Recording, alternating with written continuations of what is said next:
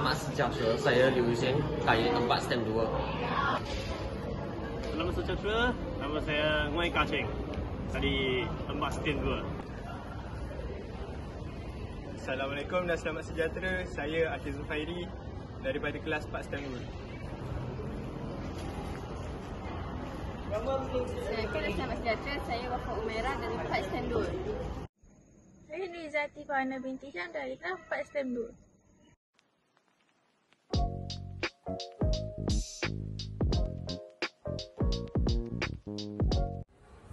Terdapat beberapa tempat menarik di Kedah seperti Langkawi, Alostar, Gunung Jerai, Kubang Pasu, Kuala Muda dan lain-lain.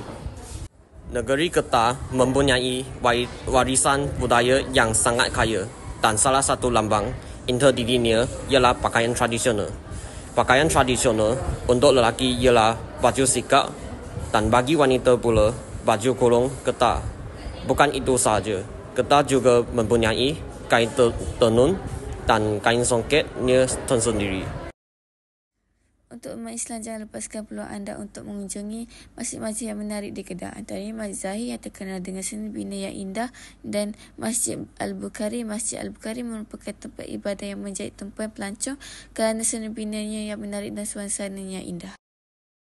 Seterusnya, negeri Kedah mempunyai tempat beriadah yang menarik yang boleh meluangkan masa dengan keluarga atau rakan-rakan.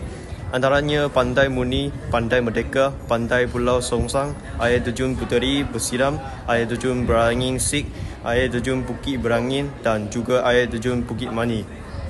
Selain itu, negeri Kedah juga mempunyai tarian-tarian tradisionalnya tersendiri. Yang pertama, Tarian Mek Mulung. Tarian Mek Mulung adalah drama tari rakyat yang berasal dari Siam tapi telah diperkenalkan di masyarakat Kedah.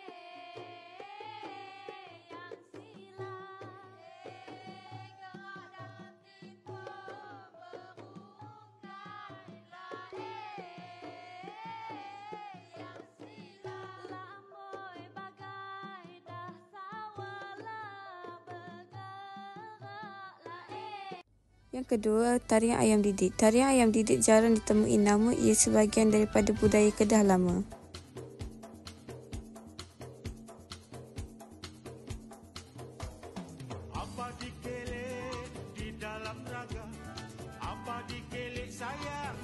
Yang ketiga, Tarian Cikgu Sayang. Tarian ini berasal daripada rakyat nelayan dan pasangannya.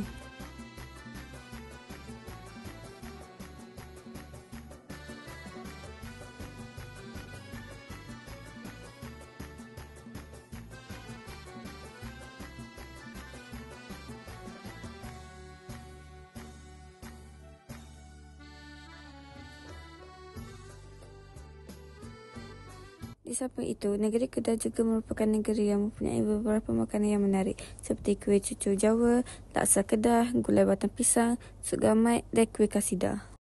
Ada banyak lagi makanan yang unik yang terdapat di Kedah. Jadi marilah kita melancong ke negeri Kedah kalau ingin tahu apa keunikan yang ada di negeri Kedah ini. Sekian, terima kasih.